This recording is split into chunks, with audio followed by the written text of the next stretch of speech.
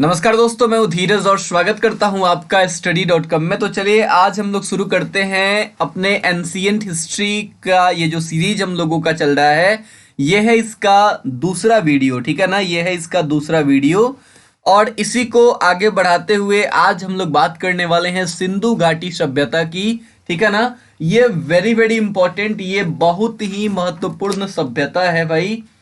और ये सभ्यता जो है आपकी सिंधु घाटी सभ्यता, यहां से क्वेश्चन ना आए ये हो ही नहीं सकता है, ठीक है ना।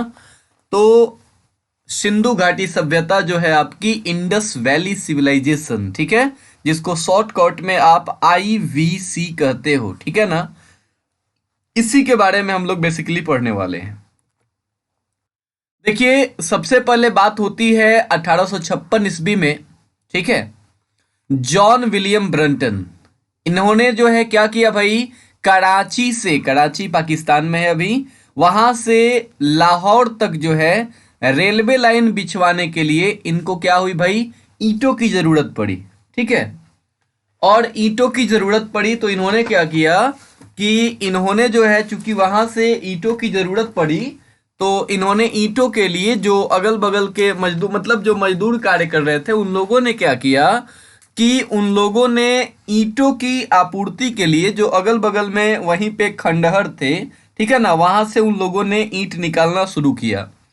लेकिन वो मजदूर जो है उनको क्या पता था कि वो जहां से ईंट लेकर के आ रहे हैं ये वो सभ्यता है जो दुनिया की सबसे पुरानी सभ्यताओं में से एक है, ठीक है ना।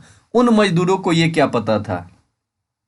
बाद में यहाँ पे क्या हुआ, पुरातत्व सर्वेक्षण विभाग, ठीक है ना, इसके उस समय के जो महानिदेशक थे वो थे सर जॉन मार्शल, ठीक है ना। तो उस समय के ये जो निदेशक थे सर जॉन मार्शल, इन्हीं के निर्देशन में, इन्हीं के डायरेक्शन में क्या हुआ, एक थे भारत के ही जिनका नाम है राय बहादुर दयाराम साहनी, ठीक है ना। वेरी वेरी इंपॉर्टेंट, ये नाम आप याद रखना भाई, राय बहादुर दयाराम साहनी, ठीक है ना। तो ये जो है आपके राय बहादुर दयाराम साहनी, इन्हीं के ये जो है जॉन मार्शल के नेतृत्व में इन्होंने क्या किया, 1921 ईस्वी में खुदाई की, ठीक है। और खुदाई में एक सभ्यता हमको मिली जिसका नाम है हड़प्पा, ठीक है।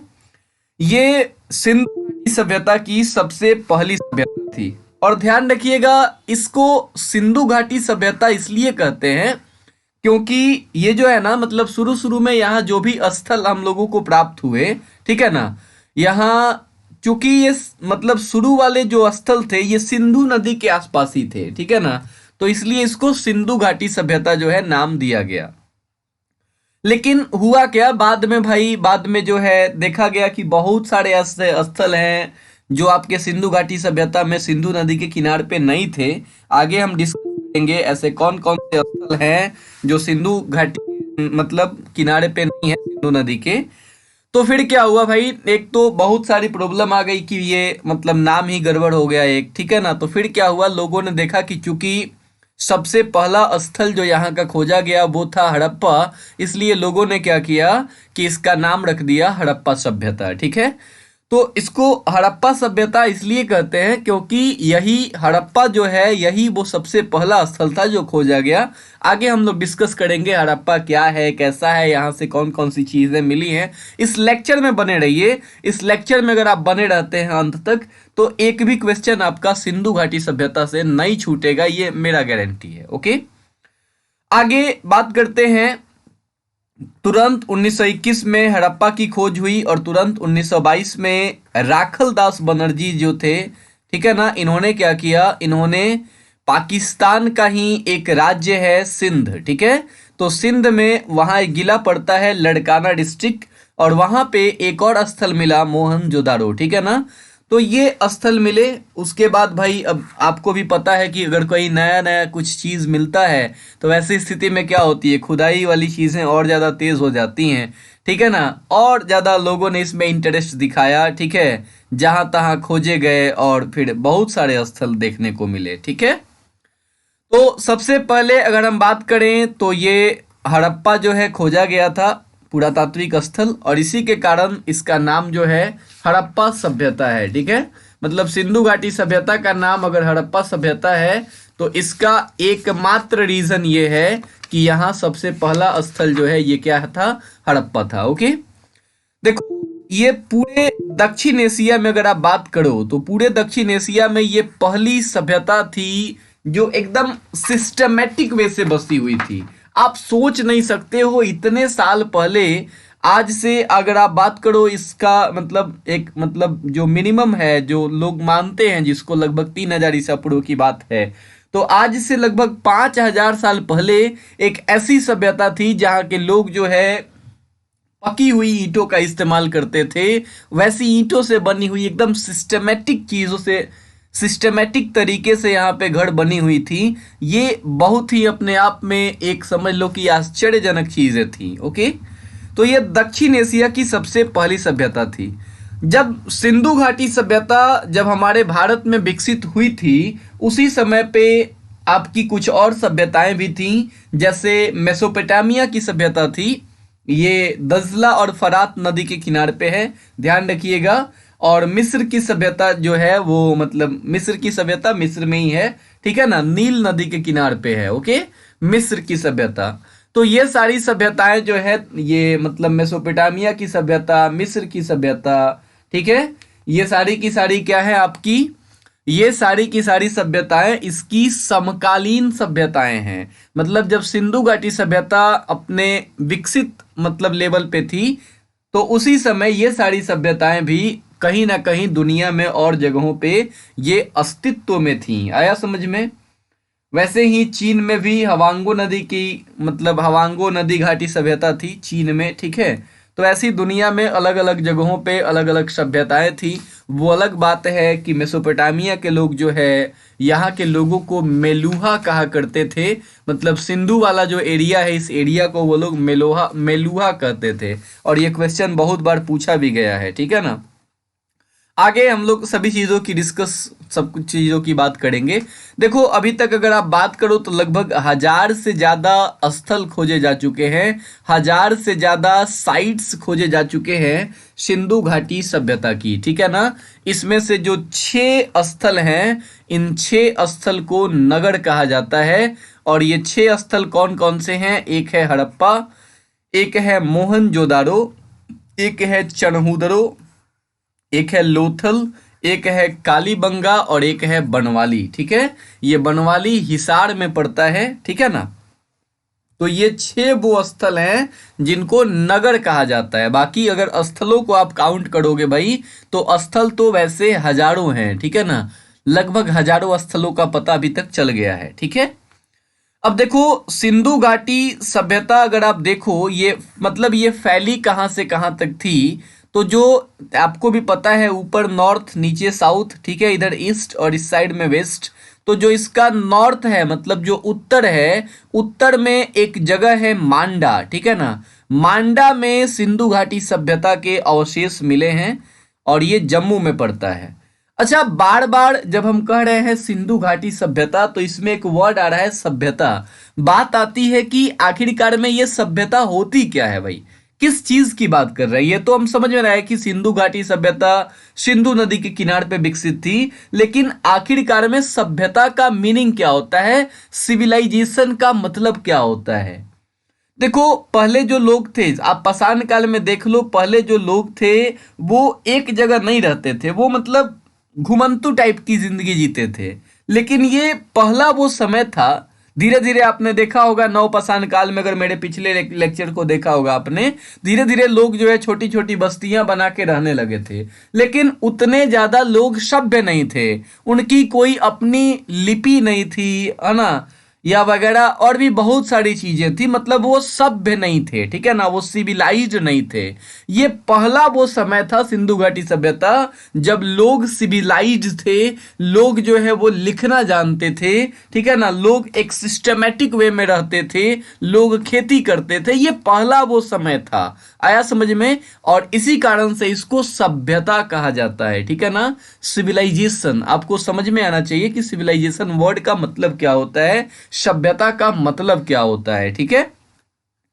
तो सभ्यता थी, एक बहुत बड़ी सभ्यता थी, और इस सभ्यता के बहुत सारे स्थल थे। तो जो इसका सबसे उत्तरी स्थल था उसका नाम है मांडा, और ये मांडा पड़ता है जम्मू एंड कश्मीर में, ठीक है, जम्मू में पड़ता है बेसिकली। ओके, और जो सबसे दक्षिणी स्थल है इसका नाम है दायमाबाद, ठीक है, जो सबसे दक्षिणी स्थल है इसका नाम है दायमाबाद। जो आपका सबसे जो पूर्वी स्थल है इसका नाम है आलमगीरपुर, ठीक है ना, आलमगीरपुर जो है इसका सबसे पूर्वी स्तर है।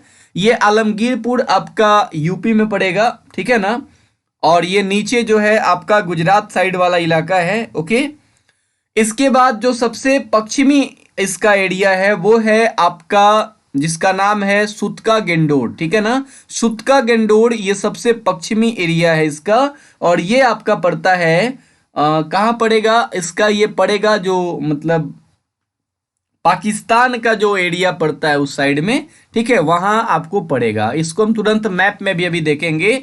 देखो यहाँ है सुतका गेंडोर, ठीक है, ये वो जगह है, और यहाँ पे ये है आपका मांडा, ठीक है। इसके अलावे ये इधर कहीं दैमाबाद है, और यहाँ कहीं है आलमगीरपुर, ठीक है। बाकी ये कालीबंगा, ये हड़प्पा, ये रोपड़, ये बनावली, ठीक है, लोथल, कोट दीजी, ठीक है, मोहनजोदाड़ो, ठीक है, ये सारी की सारी मतलब वो जगहें हैं, ठीक है, जो सिंधु घाटी सभ्यता के मतलब स्थलों के रूप में जिनको चिन्हित किया गया है, ठीक है। नाउ आगे अगर हम बात करें तो देखो ये पूरी की पूरी ये जो सभ्यता थी ये कांस्य युगीन सभ्यता थी। इसके पहले आपने देखा होगा कि अक्सर जो लोग थे वो मतलब पत्थरों का इस्तेमाल करते थे लोग, लेकिन ये वो सभ्यता थी जिसमें लोग जो है कांसा का इस्तेमाल करते थे, ठीक है। कांसा को अंग्रेजी में ब्रॉन्ज कहते हैं, और आपको भी पता है कि ब्रॉन्ज जो है ये कॉपर और टीन से बना होता है, ठीक है ना, कॉपर और टीन का परसेंटेज बहुत ही कम होता है इसमें, तो ये कॉपर और टीन से बना होता है, ठीक है ना, तांबे और टीन से बना होता है। तो आपको ध्यान रखना है कि ये कांस्य युगीन सभ्यता थी। ओके, नाउ बात करते हैं कि इस सभ्यता का आकार कैसा था। देखो इसका आकार जो था वो त्रिभुजाकार था। देखो सबसे बड़ी दिक्कत तो ये आती है कि सिंधु घाटी सभ्यता का टाइम पीरियड क्या रहा है। टाइम पीरियड भाई इतने सारे लोग हैं और सबने अलग अलग टाइमिंग बताई है। मतलब जो सर जॉन मार्शल हैं, ठीक है ना, सर जॉन मार्शल वही हैं जिनके नेतृत्व में राय बहादुर दयाराम साहनी ने खुदाई की थी, ठीक है ना, और ये मतलब आपका हड़प्पा का खोज हुआ था। तो अगर आप उनकी बात मानते हो तो उन्होंने कहा कि ये जो आपकी सभ्यता है ये लगभग 3250 ईस्वी पूर्व से मतलब 3250 बीसी से लेके और ये 2750 बीसी तक ये फैली हुई सभ्यता थी। एनसीईआरटी बुक्स की अगर आप देखो तो वहाँ पे लगभग 2500 से 1800 ऐसा ही कुछ डेट आपको मिलता है, और यही डेट जो है आप कार्बन 14 पद्धति है जिसके थ्रू हम लोग उम्र ज्ञात करते हैं, ये आपको भी पता होगा। जीवाश्मों की उम्र जो है कार्बन 14 पद्धति से ज्ञात की जाती है। तो इससे ज्ञात करने पे पता चलता है कि ये सभ्यता जो है लगभग 2500 बीसी से 1750 बीसी तक ये फैली हुई थी। तो लगभग यही टाइम पीरियड था 2500 बीसी से 1750 बीसी, ठीक है ना। इसके अलावे बहुत सारे लोग आपके अर्नेस्ट मैके हैं वो 2800 से 2500 कहते हैं, डीपी अग्रवाल हैं 2300 से 1700 कहते हैं। तो वैसे बहुत सारे लोग हैं जो मतलब इसका टाइम पीरियड अलग अलग बताते हैं, लेकिन एक जो है जो वैलिड टाइम अगर मेरी हिसाब से आप मानो तो वो ये कार्बन डेटिंग पद्धति वाली जो टाइमिंग है आपको यही याद करने की जरूरत है। कोई पूछे तो आप यही बता सकते हैं 2500 से 1750।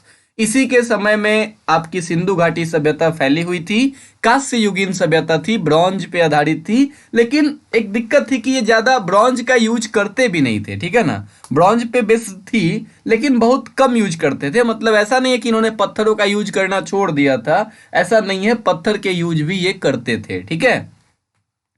अब आप अगर सिंधु घाटी सभ्यता को देखो तो एक मतलब बेसिक सा जो टाइमिंग है वो तो ये हो गया कि 2500 से 1750 बीसी तक ये फैली हुई थी। लेकिन अगर इसको आप डिटेल में जाओ तो आप देखोगे कि जो सिंधु घाटी सभ्यता है ये 3 इसके टाइमिंग पीरियड हैं। एक वो समय जब सिंधु घाटी सभ्यता या हड़प्पा सभ्यता अभी शुरू हुई थी लगभग, और वो समय माना जाता है 3200 से 2600 बीसी, ठीक है।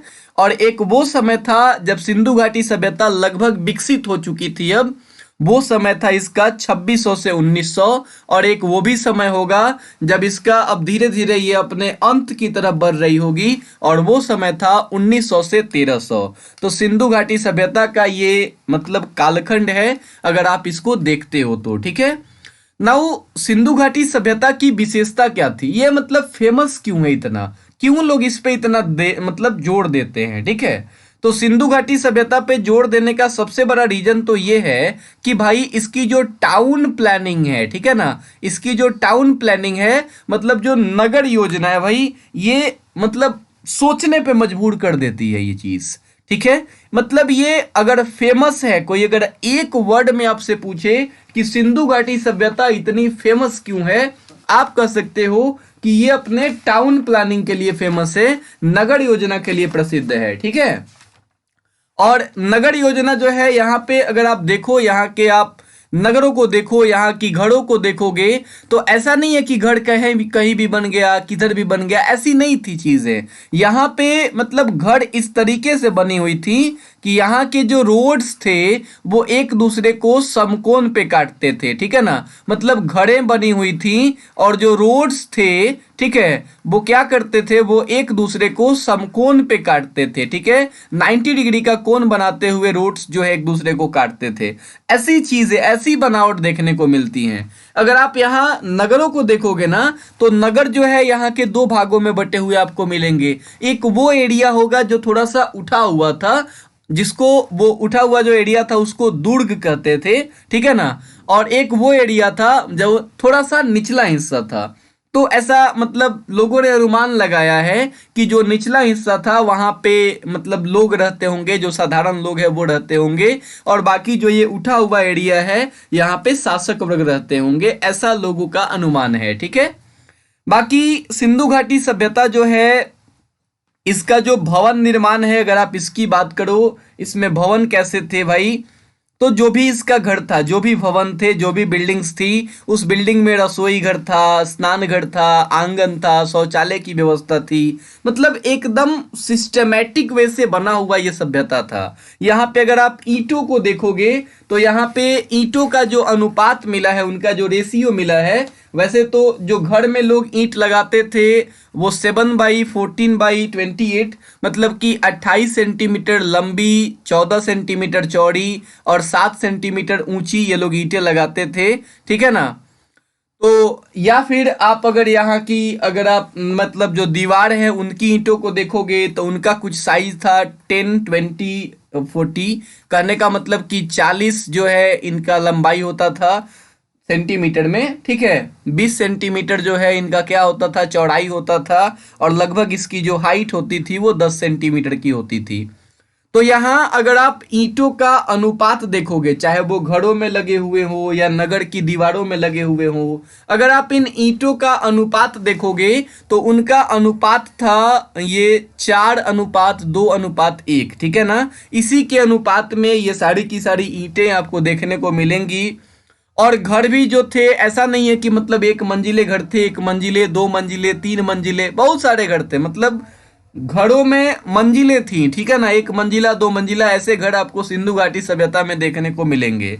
और सिंधु घाटी सभ्यता की एक और बहुत ही अच्छी खासियत थी, वो ये कि इनकी जो खिड़की थी ना वो सड़क की ओर नहीं खुलती थी, ठीक है ना। खिड़कियां जो थी वो सड़कों की ओर नहीं थी, वो मतलब पीछे साइड में थी, ठीक है। ऐसा कुछ यहाँ की मतलब खुदाई से पता चला है।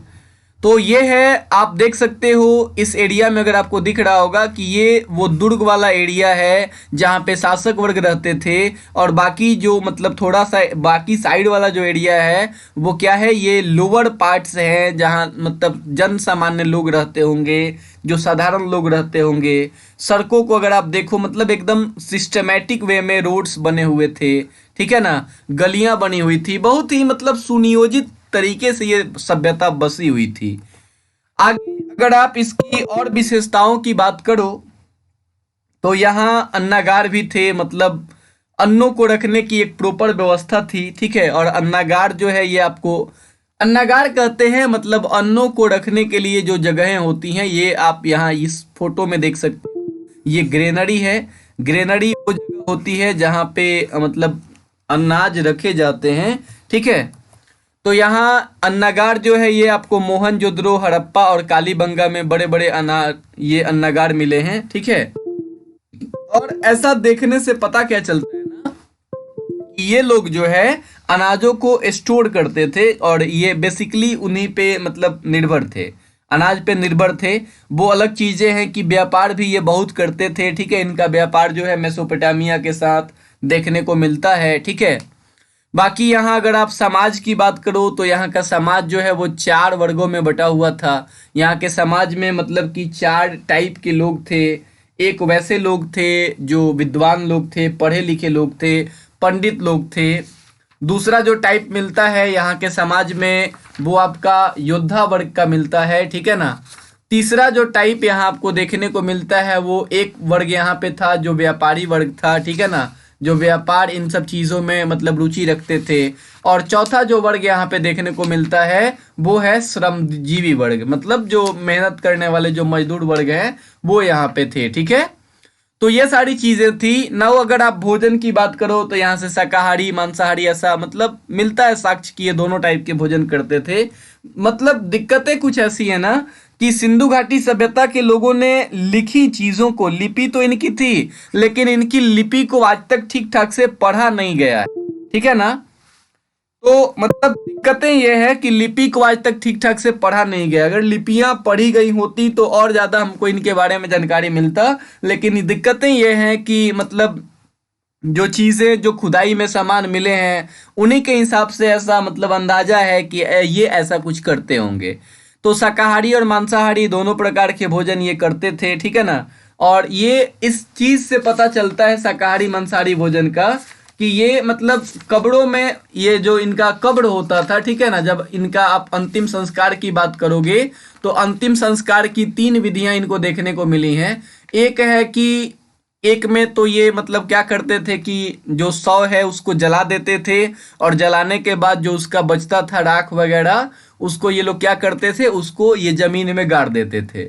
तो ये जो परंपरा है ये तो हिंदू धर्म में भी ऐसी परंपरा मिलती है कि हम लोग भी शवों को क्या करते हैं, जलाने के बाद जो है जो राखें होती हैं उसको गंगा नदी में प्रवाहित कर देते हैं। तो एक तो ऐसी परंपरा इनमें देखने को मिलती है। दूसरी कहीं कहीं ऐसी भी चीजें देखने को मिलती हैं जहाँ पे दफना दिया गया है शवों को। और कुछ जगहों पे ऐसी भी चीजें हैं कि जैसे पशु पक्षियों को इन्होंने खाया हो और जो कुछ बच गया है उसको वैसे ही इन्होंने मतलब जमीन में वैसे ही दफना दिया हो।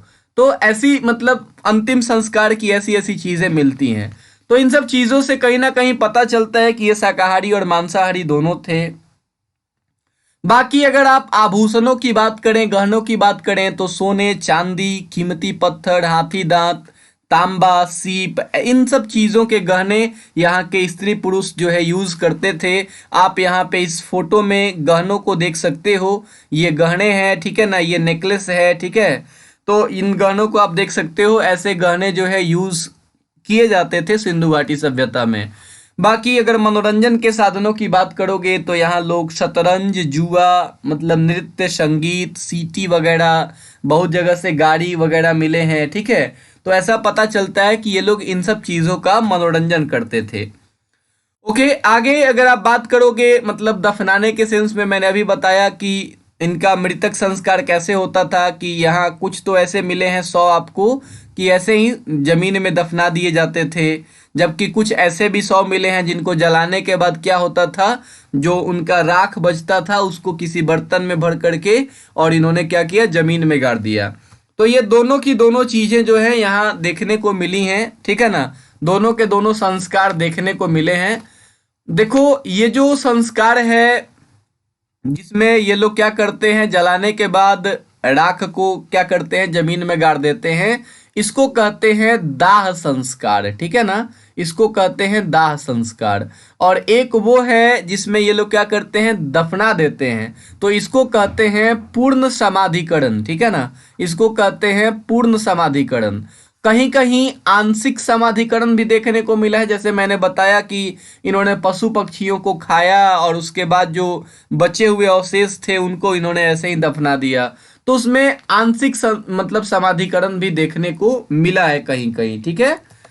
आगे अगर आप बात करो यहाँ औरतों की स्थितियां कैसी थी, तो यहाँ औरतों की जो स्थिति थी वो मतलब सम्मानजनक थी, ऐसा नहीं है कि बहुत ही गड़बड़ थी। ऐसा नहीं है कि जैसे आज का समाज है जो पैट्रियार्कल सोसाइटी में हम लोग रहते हैं, जो पुरुष प्रधान समाज है, ऐसी स्थिति नहीं थी। ऐसा नहीं है कि महिलाओं को एकदम दबा दिया जाता था, ऐसी बिल्कुल भी चीजें नहीं थी। नारियों की स्थिति ठीक ठाक थी, सम्मानजनक थी, ठीक है। खेती की अगर आप बात करते हो यहाँ की, तो यहाँ के लोग जो खेती करते थे, भाई खेती तो इनका मुख्य व्यवसाय था, ठीक है ना। और यहाँ मतलब व्यापार भी ये लोग करते थे, लेकिन खेती इनका मुख्य व्यवसाय था, ठीक है। और यहाँ पे कपास का उत्पादन होता था, ठीक है ना। कपास यहाँ पे मतलब कपास के साक्ष्य देखने को मिले हैं यहाँ से। और कपास की उत्पादन के कारण ही जो यूनान के लोग थे, ठीक है ना, जो ग्रीक के लोग थे, वो लोग यहाँ के लोगों को सिंडोन कहते हैं। तो ये क्वेश्चन आपसे पूछा जा सकता है कि मतलब कपास के उत्पादन के कारण जो है यूनानियों ने सिंधु के जगह पे कौन सा शब्द यूज किया है, तो यहाँ पे इन लोगों ने सिंडोन शब्द का यूज किया है यूनानियों ने। बाकी चावल, गेहूं, जौ, राई, मटर, इन सभी चीजों की खेती ये लोग करते थे। गन्ना की खेती जो है कहीं देखने को मतलब मिली तो नहीं है, कहीं साक्ष्य तो इसका मिला नहीं है गन्ना की खेती का, तो इसके बारे में थोड़ा सा कहना मतलब मुश्किल है। गेहूं तो मेहरगढ़ से इसके साक्ष्य मिलते हैं, चावल लोथल से साक्ष्य मिलता है, ठीक है ना। आगे हम लोग बात करेंगे इन सभी चीजों की, किन चीजों का साक्ष्य कहाँ से मिला है, ठीक है। तो उन सभी चीजों की हम लोग आगे बात करेंगे, ठीक है। बाकी गन्ना का कोई साक्ष्य जो है नहीं मिलता है। ये लोग पशुपालन तो करते ही थे, ठीक है ना। पशुपालन में बैल, गाय, भैंस, बकरी, भेड़, सूअर, ठीक है, ये सारी चीजों को ये लोग क्या करते थे, पालते थे। सांड जो है बड़ा ही यहाँ देखने को मिला है, ओके। इसके अलावा गधे, ऊंट, कुत्ते, बिल्ली, गेंडा, गेंडा भी जो है ये देखने को मिला है। इसका साक्ष्य जो है आमड़ी से मिला है, गेंडे का, ठीक है ना। तो ये सारी चीजें, ये सारे पशु ये लोग पालते थे, या कहीं ना कहीं आप ऐसा समझ लो कि ये परिचित थे। घोड़ा, हाथी, इन सब चीजों से भी परिचित थे। कहीं कहीं मतलब आप चीता का भी साक्ष्य मिला है, लेकिन शेर वगैरह का कोई ऐसा साक्ष्य मिला नहीं है जिससे मतलब एक कंफर्म लोग कह दे कि ये लोग शेर से परिचित थे, ठीक है। मतलब होंगे, लेकिन ऐसा कुछ मतलब देखने को मिला नहीं है, कोई साक्ष्य नहीं मिले हैं, कोई प्रमाण नहीं मिले हैं, ठीक है। ये मतलब ये 100 का है। युगल सावधान यहाँ पे देखने को मिला है। युगल सावधान का मतलब होता है कि जहाँ पे मतलब पुरुष और स्त्री को एक साथ दफनाया गया हो, तो उसको कहते हैं युगल सावधान। और ऐसी चीजें यहाँ देखने को मिली हैं। आगे हम लोग बात करेंगे कि ये चीजें कहाँ से मिली हैं, ठीक है ना। लोथल जब हम आपको बताएंगे, एक एक स्थलों की चर्चा हम लोग करेंगे इसी वीडियो में, तो उसमें हम लोग आगे बात करेंगे। व्यापार की अगर आप बात करो तो भाई इनका जो व्यापार है वो अभी मैंने बताया कि व्यापार इनका मेसोपोटामिया से भी होता था, ठीक है ना। मेसोपोटामिया वाले लोग जो है मेलुहा कहते थे। तो मेसोपोटामिया में आपको सिंधु घाटी सभ्यता देखने को नहीं मिलेगी, वहां पे वहां की जो चीजें हैं वहां पे मेलुहा वर्ड का यूज किया गया है, ठीक है ना। बाकी व्यापार ये लोग पत्थर का करते थे, धातु, हड्डी, इन सभी चीजों का ये लोग व्यापार करते थे, ठीक है ना। तो इन सभी चीजों का व्यापार होता था, ओके। और इनका व्यापार बेसिकली जो मतलब बेस जो था वो वस्तु विनिमय प्रणाली पे था, ठीक है। और ध्यान रखिएगा कि इनका व्यापार केवल ऐसा नहीं है कि जमीन वाले रास्ते से होता था, इनका व्यापार जलीय मार्ग से भी होता था। तभी तो जहां तहां बंदरगाह जैसे शहर भी, बंदरगाह वाले शहर देखने को मिले हैं, पोर्ट सिटी भी देखने को मिला है, ठीक है। जैसे लोथल ही है, ओके, जो आपका गुजरात में पड़ता है, लोथल अहमदाबाद जिले में, तो वहां जो है आपको बंदरगाह देखने को मिला है। नाउ आगे अगर आप बात करो इनकी धार्मिक दशा की, मतलब किन किन चीजों की ये पूजा करते थे, तो इनकी मतलब जो धार्मिक स्थिति थी, ऐसा नहीं है कि ये किसी विशेष धर्म को मानते थे, ठीक है ना। समाज जो था इनका वो तो धर्मनिरपेक्ष था। और ऐसा इसलिए भी आप कह सकते हो क्योंकि यहाँ पे कोई मंदिर वगैरह ऐसा कोई ढांचा नहीं मिला है, मतलब मंदिर ऐसा कुछ मिला नहीं है यहाँ पे। तो हम लोग ये नहीं कह सकते हैं कि ये लोग हिंदू धर्म के थे या मुस्लिम धर्म के थे, ठीक है ना, ऐसा कुछ नहीं कहा जा सकता है, ठीक है। लेकिन अगर बात करें कि ये पूजा किसकी करते थे, तो ये लोग जो है देखो मूर्ति पूजक तो थे, मतलब मूर्ति पूजा तो ये करते थे। और इसमें अधिकांशतः जो मूर्तियां मिली हैं या जो चीजें मिली हैं उसमें ऐसा पता चलता है कि कहीं ना कहीं ये लोग जो है जो पृथ्वी माँ है उन्हीं की पूजा करते थे, ठीक है ना। अक्सर ऐसा मतलब देखने को मिला है कि जो पृथ्वी माँ है उनकी पूजा जो है ये लोग करते, जहाँ तहाँ की साक्ष्यों में पता चला है। इसके अलावा कुछ ऐसी भी चीजें हैं कि एक इंसान है जिसके चारों बगल जो है पशुओं के चित्र हैं, तो ऐसा माना गया है कि ये पशुपतिनाथ की पूजा करते थे, ठीक है ना। इसके अलावा योनि पूजा के भी साक्ष्य मिले हैं, ठीक है, योनि पूजा के साक्ष्य मिले हैं, लिंग पूजा के साक्ष्य मिले हैं, ठीक है ना। ऐसी साक्ष्य भी यहाँ देखने को मिली हैं। बाकी वृक्षों में पीपल, महुआ, तुलसी, ये सारी चीजें जो है इनकी प्रधानता है। बाकी कुबड़ वाले बैल, सांप, इन सब की भी पूजा ये करते थे। पक्षियों में कबूतर जो है थोड़ा सा मतलब ये ज्यादा यहाँ पे वैल्यू है कबूतरों की, ठीक है, ओके। पूजा पाठ में अगर आप देखोगे तो अग्नि की वेदियां भी मिली हैं, जैसे लोथल है, कालीबंगा है, वहां से अग्नि की वेदियां भी प्राप्त हुई हैं, ठीक है। और ये ऐसा यहाँ पे देखा गया है कि शव जो ये रखते थे, ठीक है ना, वो उत्तर दक्षिण दिशा में शवों को रखते थे, ठीक है। तो ये सारी चीजें आपको यहाँ देखने को मिलती हैं, ठीक है। बाकी अगर हम ये बात करें कि माप तौल का क्या सिस्टम था इनका, मतलब ये माप तौल कैसे करते थे, तो माप तौल में भाई ये लोग देखो मापने के लिए, अगर मापना है जैसे हम लोग अभी मीटर का यूज करते हैं, तो उसके लिए ये लोग सीपी के टुकड़े का यूज करते थे, ठीक है। और बाकी तौलने के लिए ये लोग, इन लोगों के पास बाट थे, बाट मतलब वही बटखारा जिनको हम लोग कहते हैं, ठीक है ना। तो इनके पास बाट थे, और जो भी इनके बाट थे ना वो ऐसा देखने पे पता चलता है कि वो 16 के आवर्त में थे, मतलब 16, 32, 64 ऐसे ही कर करके इनके जो भी बाट थे वो उसी के हिसाब से थे। बाकी एक जगह है सुटकोटदा, ठीक है ना, तो वहां से तराजू के साक्ष्य मिले हैं, तो इससे भी पता चलता है कि कहीं ना कहीं ये लोग इन सब चीजों के जानकार थे, ठीक है। ये पशुपतिनाथ की मूर्ति है और ये जो है देवी की मूर्ति है, ठीक है ना, मातृ देवी की मूर्ति है। तो इन्हीं मूर्तियों से पता चलता है कि ये मतलब पशुपतिनाथ की पूजा करते थे। आगे अगर आप इनकी लिपि की बात करो, इनके स्क्रिप्ट की बात करो, तो देखो लिपि से ऐसा नहीं है कि ये लोग परिचित नहीं थे, परिचित तो थे, लिपि के बारे में इनको पता था, लेकिन वो लिपि जो है अभी तक उसको पढ़ी नहीं जा सकी है, ठीक है ना, मतलब पढ़ा नहीं गया है।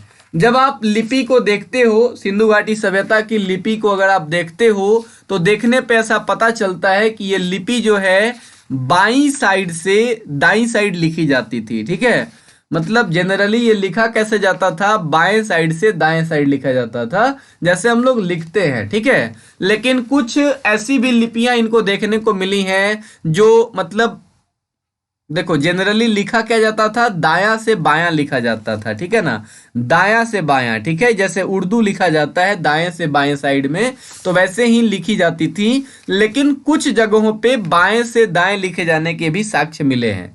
अच्छा, एक चीज और है कि लिपि जो है इनमें वर्णात्मक कम है, मतलब लिखा कम गया है, और जो चित्र है वो उसका प्रयोग ज्यादा किया गया है, ठीक है ना। तो चित्रों का प्रयोग इसमें ज्यादा है, ठीक है, और वर्ण जो है बहुत ही कम है। ऐसे मतलब कनिंघम जो थे, ठीक है ना, वो मतलब ऐसा मानते हैं कि ये जो लिपि है, लिपि तो बहुत सारी है, आपको भी पता है, देवनागरी लिपि है या रोमन लिपि है, ऐसी तो बहुत सारी दुनिया में लिपियां हैं। तो कनिंघम जी मानते हैं कि भाई ये जो लिपि है आपकी, ये मतलब ब्राह्मी लिपि है, ठीक है, ऐसा लगता है कि इसी से इसका मेल जोल है, लगभग उसी टाइप की लिपि है। बाकी इस लिपि को पढ़ने का प्रयास तो बहुत सारे लोगों ने किया। अगर आप लिपियों को देखोगे तो उसमें मछली का, चिड़िया का, मनुष्यों का, इन सभी चीज़ों का मतलब जहाँ तहाँ आपको पिक्चर देखने को मिलेगा। तो उन सब चीज़ों से कुछ स्पष्ट होता नहीं है, ठीक है ना। बहुत चीज़ों को डिकोड किया गया है, बहुत चीज़ों के मतलब निकाले गए हैं, लेकिन अभी भी इस पे मतलब प्रयास चल रहा है और अभी भी ये चीज़ें जो है पूरी नहीं हो गई हैं। 1925 में थे, एक नाम था उनका एले वैडल। एले वैडल, इन्होंने सबसे पहले सिंधु लिपि को पढ़ने का प्रयास किया था, एले वैडल ने 1925 में, ठीक है। नाउ आगे अगर आप बात करो, ठीक है, तो इसमें मृण मूर्तियां भी मिली हैं यहाँ पे सिंधु घाटी सभ्यता में। अब आपके दिमाग में आ रहा होगा कि ये मृण मूर्ति क्या होती है। मृण मूर्ति को टेराकोटा कहते हैं, ठीक है। और अगर आपको टेराकोटा भी समझ में नहीं आता तो आप ऐसा समझ लो कि ये ऐसी मूर्तियां हैं जो पक्की मिट्टी की बनी हुई है, ठीक है ना। मतलब ये मिट्टी की ही बनी हुई है, लेकिन इनको आग में पका दिया गया है, ठीक है ना।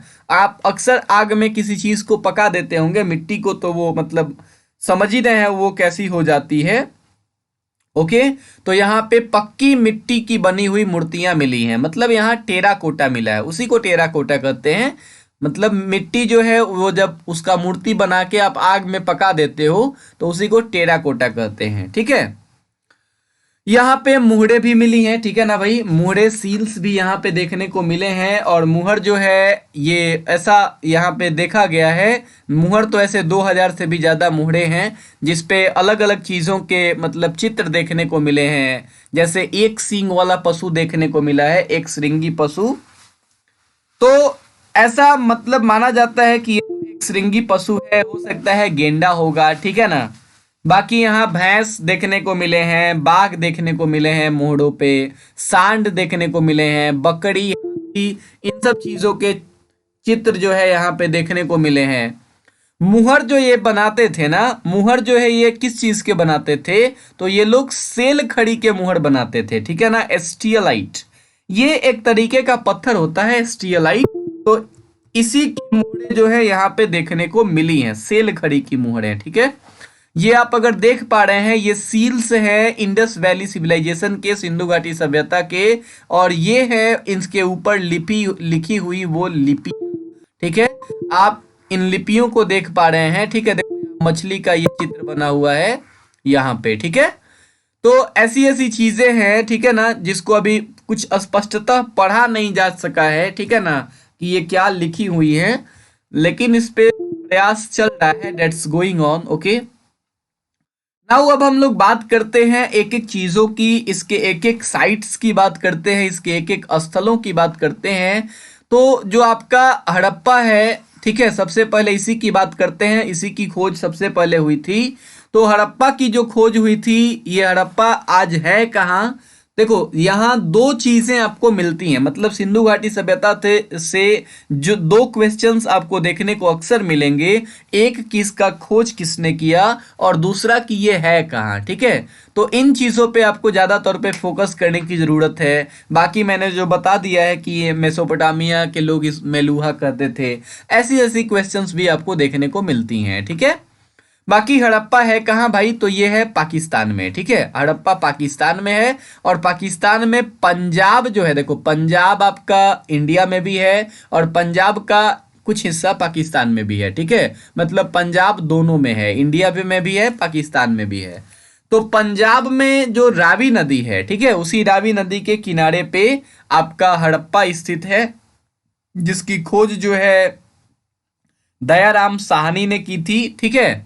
और इसका खोज हुआ कब था, 1921 में। ये जो पिक्चर भी आपको देखने को मिल रहा है, ये हड़प्पा का ही मतलब पिक्चर है, वही साइट है। और अगर आप देखो यहाँ पे, एक तो पता चल, आपको ये पता करना होगा कि हड़प्पा है कहाँ, तो आपको पता चला कि भाई पाकिस्तान में है। रावी नदी के किनारे पे है, ये याद रखना, वेरी वेरी इंपॉर्टेंट। खोज किसने किया? दयाराम साहनी ने 1921 में। हड़प्पा के बारे में तो पूरा डिटेल आपको पता होना चाहिए क्योंकि पहला स्थल था, ठीक है। इसके बाद यहां से मिला क्या क्या है, तो हड़प्पा से कौन कौन सी चीजें मिली हैं? एक तो कि यहाँ अंतिम संस्कार के बाद दफना दिया जाता था, ठीक है। अंतिम संस्कार के बाद दफना दिया जाता था का मतलब कि जलाने के बाद उनके अवशेषों को गाड़ दिया जाता था। इन सारी चीजों के साक्ष्य मिले हैं। बाकी अन्न भंडार का साक्ष्य मिला है और एक नाचती हुई लड़की की लाल पठार से बनी हुई 2 मूर्तियां मिली हैं। तो पूछेगा कि नाचती हुई जो लड़की है, नृत्य करती हुई लड़की, उसकी मूर्ति कहाँ पे मिली है? तो आपको याद रखना है कि हड़प्पा में मिली है उसकी मूर्ति, ठीक है। बाकी पुरुष और स्त्री के जननांग, मतलब जो जनन अंग होता है, रिप्रोडक्टरी सिस्टम जो होता है, आपको भी पता है रिप्रोडक्टिव सिस्टम, ओके, पढ़ाएंगे इसको बायोलॉजी जब हम स्टार्ट करेंगे। तो पुरुष और स्त्री की जननांग की अर्ध प्रतिमाएं मिली हैं, ठीक है, मतलब टूटी हुई मूर्तियां मिली हैं। तो ये भी पूछा जा सकता है आपसे। बाकी कांस्य गाड़ी मिली है और एक बर्तन पे मछुआरे का चित्र मिला है। तो पूछेगा कि मछुआरे का चित्र कहाँ से मिला है? तो ध्यान रखिएगा, मछुआरे का चित्र जो है हड़प्पा से मिला है। और शंख का बैल मिला है, ठीक है। और क्या मिला है? एक समाधि मिली है जिसका नाम है R47। ये कब्रिस्तान है बेसिकली।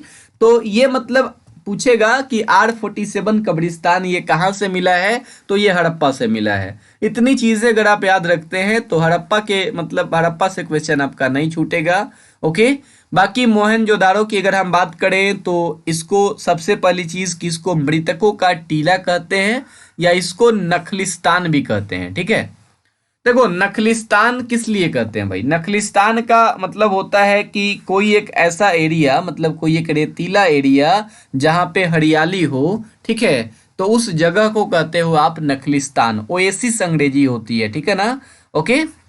तो अभी ये ज्यादा इंपॉर्टेंट है, मृतकों का टीला कितनी बार पूछा भी गया है कि मृतकों का टीला किसको कहते हैं? मोहनजोदाड़ो को कहते हैं, याद रखना। और ये है कहाँ?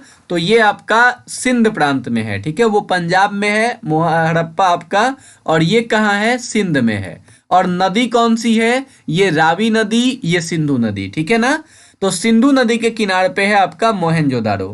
खोज किसने किया था? राखल दास बनर्जी ने। और कब हुआ था ये? मतलब जब आपका हड़प्पा हुआ ना उसके बस 1 साल बाद, ठीक है। करने का मतलब कि 1921 में हड़प्पा और 1922 में मोहनजोदाड़ो की खोज हुई थी। और ये सबसे बड़ा शहर था, मतलब शहर जो थे वो 6 हैं, ठीक है, तो उनमें जो बड़ा शहर है ये था, ठीक है। बड़ा शहर बात कर रहे हैं, बड़ा स्थल नहीं, साइट नहीं, ठीक है।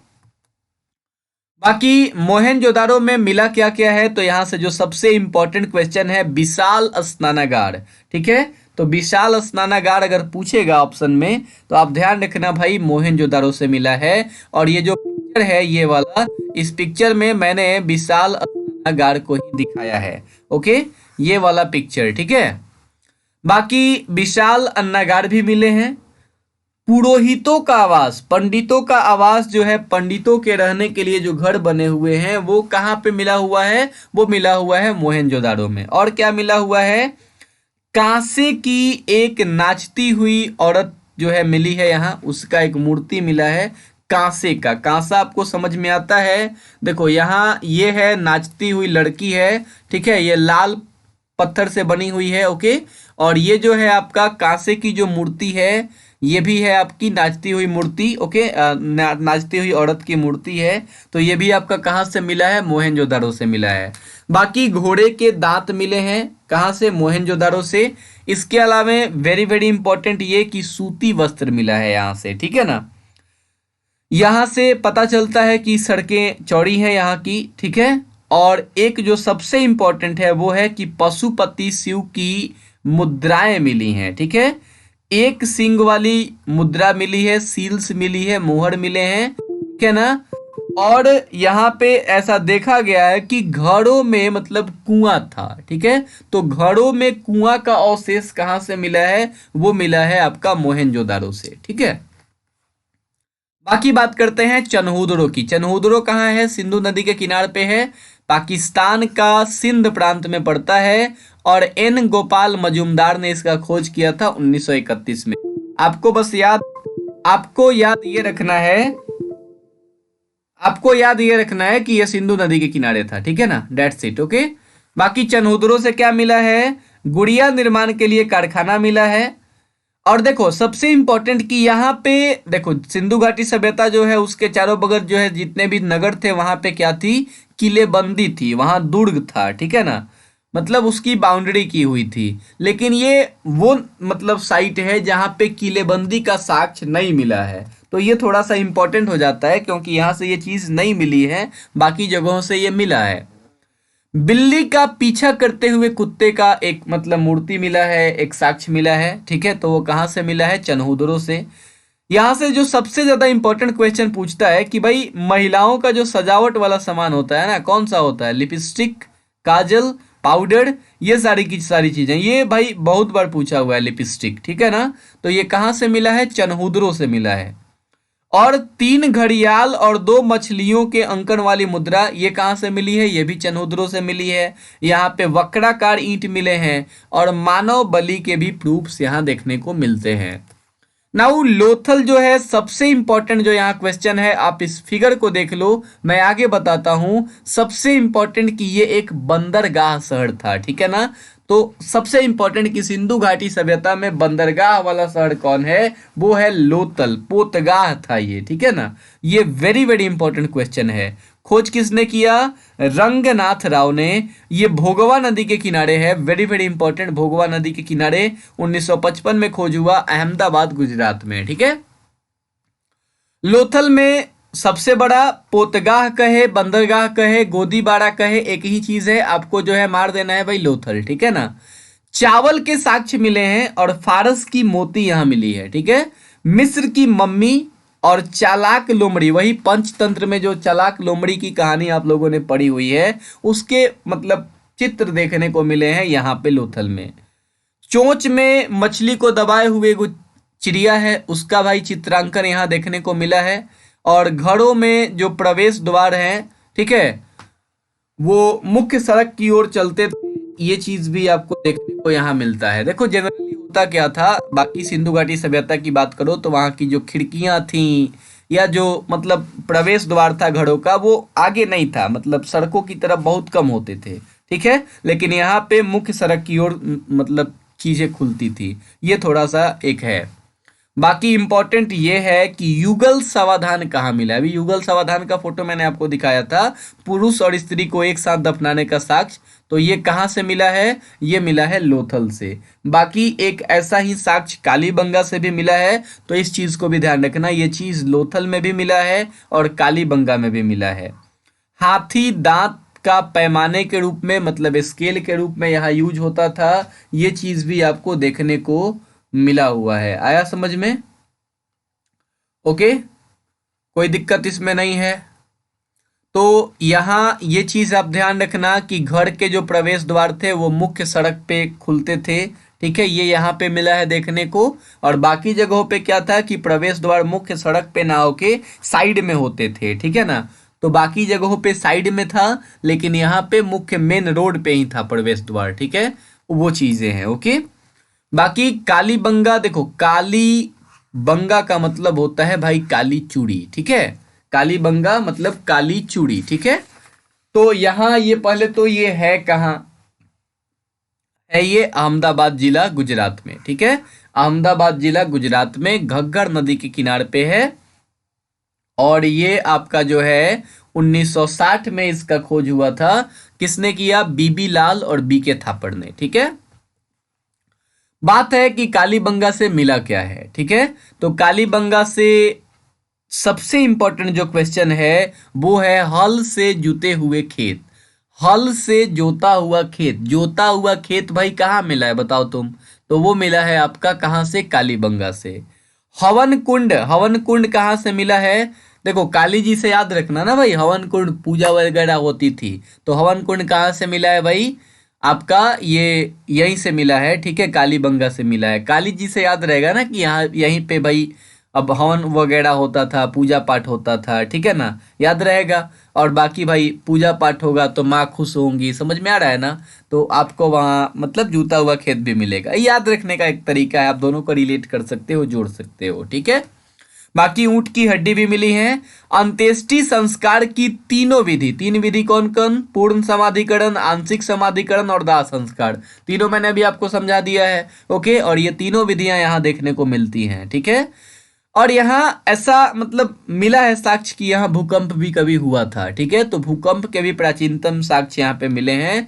लकड़ी की नाली यहाँ मिली है, और एक साथ बहुत सारा फसल बोने का साक्ष्य भी मिला हुआ है, ठीक है।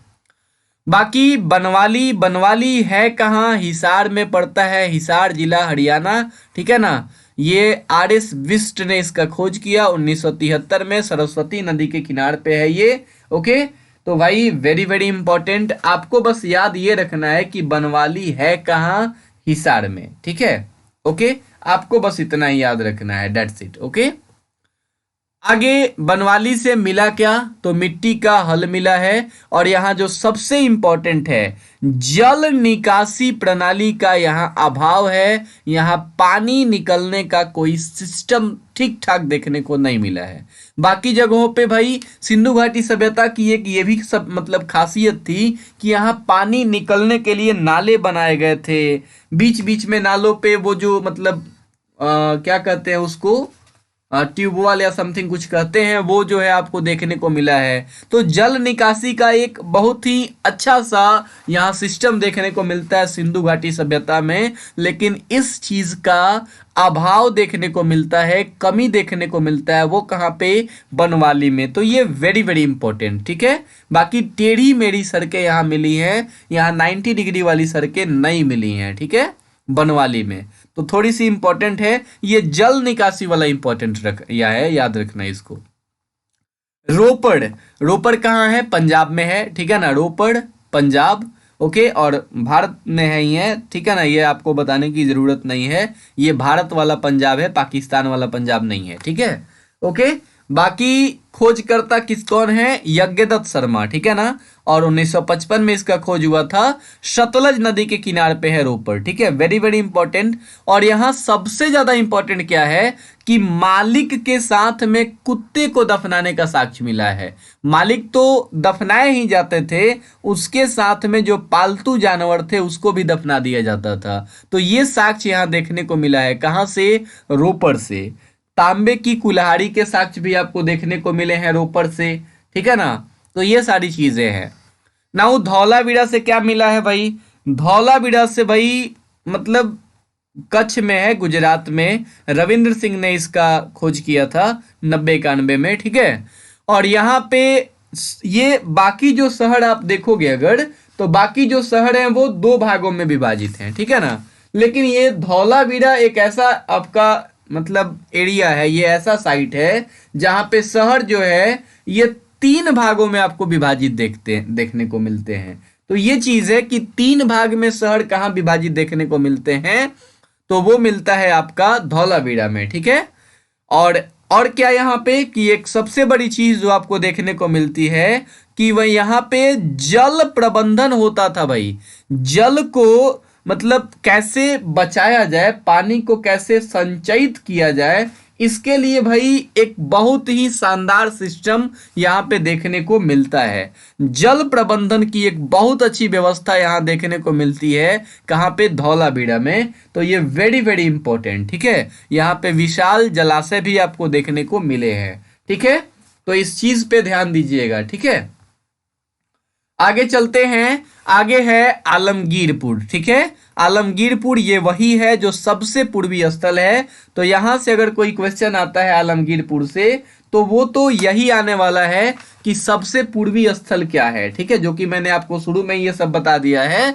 बाकी यहाँ एक इंपॉर्टेंट चीज है कि यहाँ जो मृदभांड है, जो बर्तन हैं, उन बर्तनों पे रंगीन चित्रकारी देखने को मिलती है, ठीक है ना, कलरफुल पेंटिंग देखने को मिलती है यहाँ के बर्तनों पे, यहाँ के मृदभांडों पे, ठीक है।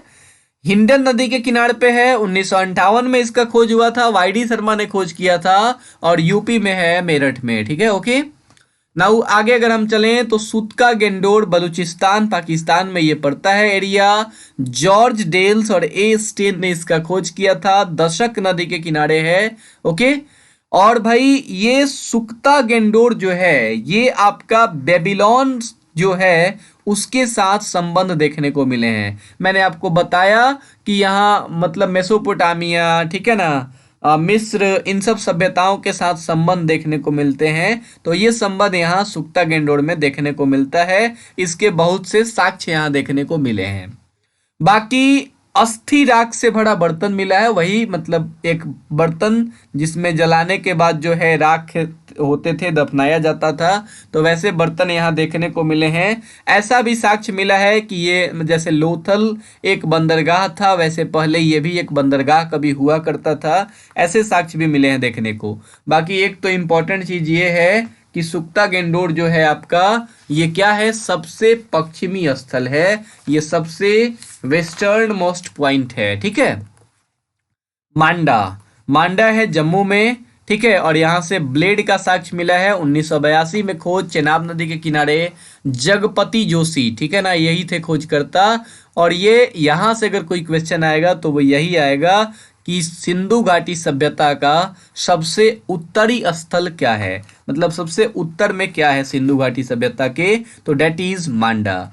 नाउ एक है राखी गढ़ी, ये भी बहुत इंपॉर्टेंट है भाई, हिसार हरियाणा में पड़ता है राखी गढ़ी, ठीक है ना, हरियाणा का ही जिला है हिसार।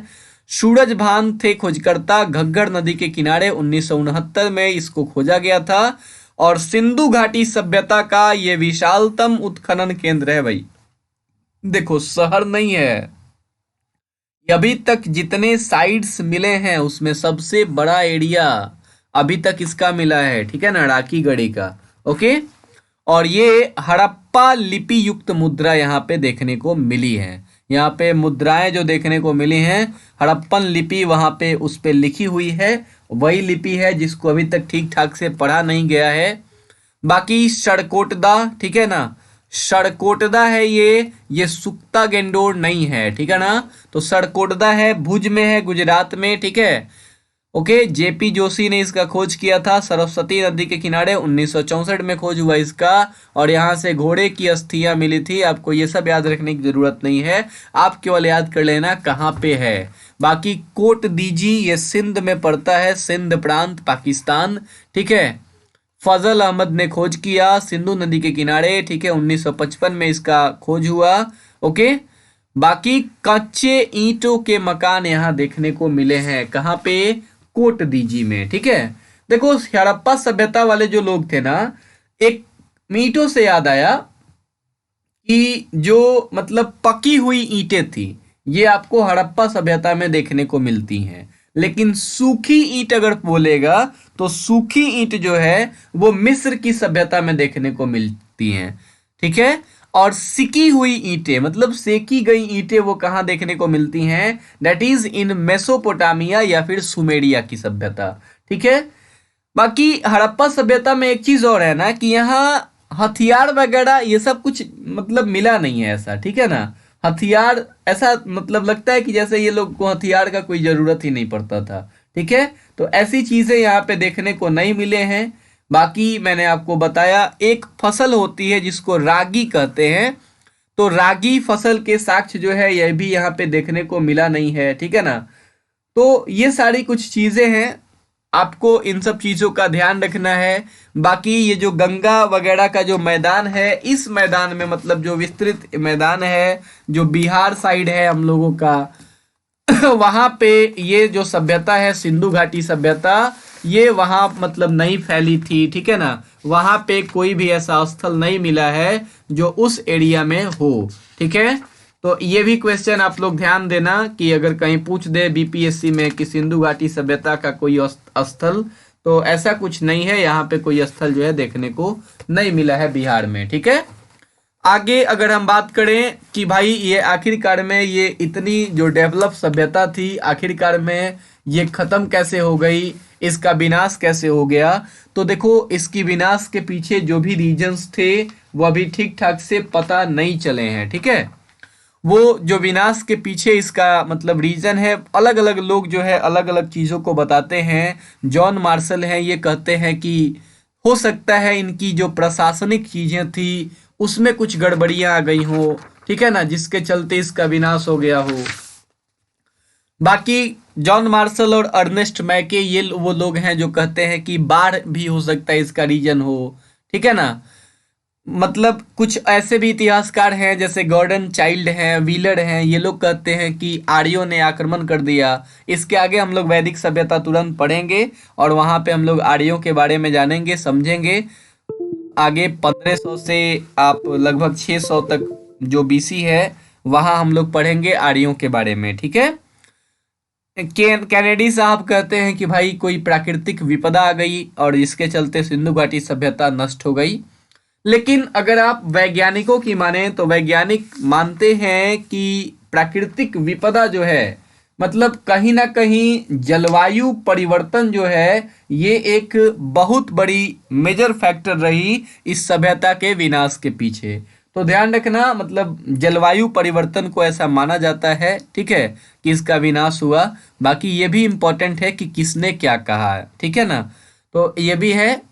बाकी लगभग इससे क्वेश्चन आपके छूटने तो नहीं चाहिए, फिर भी बुक का कोई तोड़ नहीं है, तो अगर आप कोई बुक पढ़ना चाहें तो आप पढ़ सकते हैं। वैसे इस वीडियो में मैंने लगभग चीज़ों को कवर किया है। Thank you so much. यदि आप सपोर्ट कर सकते हैं तो इस वीडियो को शेयर कीजिए, लाइक कीजिए अगर अच्छा लग रहा है तो, ठीक है, क्योंकि सपोर्ट करने से ही हौसला बढ़ता है। थैंक यू सो मच भाई, फिर मिलते हैं अगले वीडियो में, तब तक के लिए धन्यवाद।